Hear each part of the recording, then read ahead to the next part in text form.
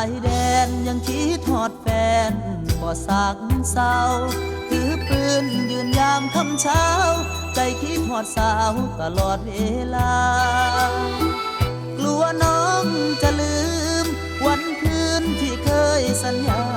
ลืมทหารชายแดนนอนตาขอจดหมายมาให้กำลังใจ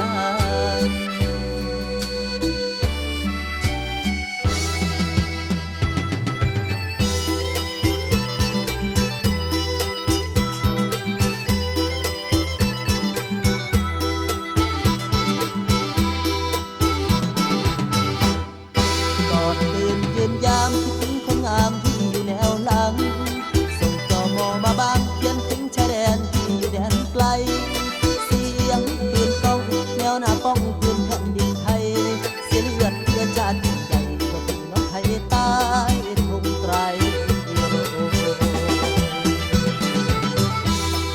เสียงปืนป่งชายแดนสานันกัดฟันต่อสู้ศัตรูไม่เพียงนี้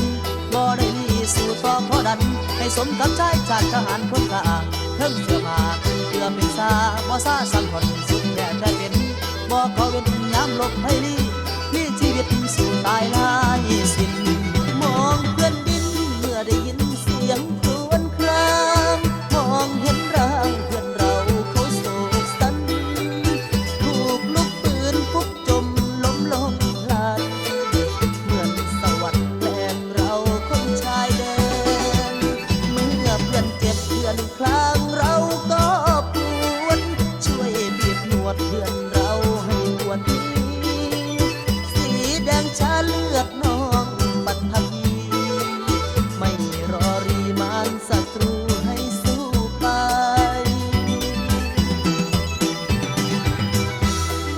โอดทนได้หัวใจทหารยามนอนกะป่าไผมาอยู่ไกลปกป้องสู้ยามเขาและน้ำกินบ่สมบุญให้กระสุนค่อยลบเพื่อให้ทั้งข่ายปืนสะพายนั้นเป็นคือเดือนยืนยามโศคำคือจังกำนอละของบากไอทหารกราบเดียวใจแทบไม่ไหวเพื่อนสิ้นใจในอ้อมกอ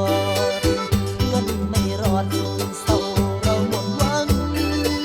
เสียงกระซิบครั้งสุดท้ายเราได้ฟังบอกขอสั่งคำลาหาลูกเมียว่าเพื่อนเอ๋ยช่วยดูแลลูกเราบ้างอีกและทั้งพ่อแม่ทั้งสองสีบุญคุณนั้นท่านเลี้ยงล้นมากมีเราไม่มีโอกาสที่ทดแท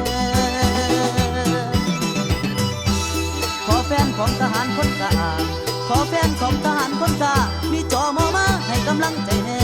วอนแนวหลังให้มีใจหักแท้อย่าลืมถึงผู้อยู่ไทย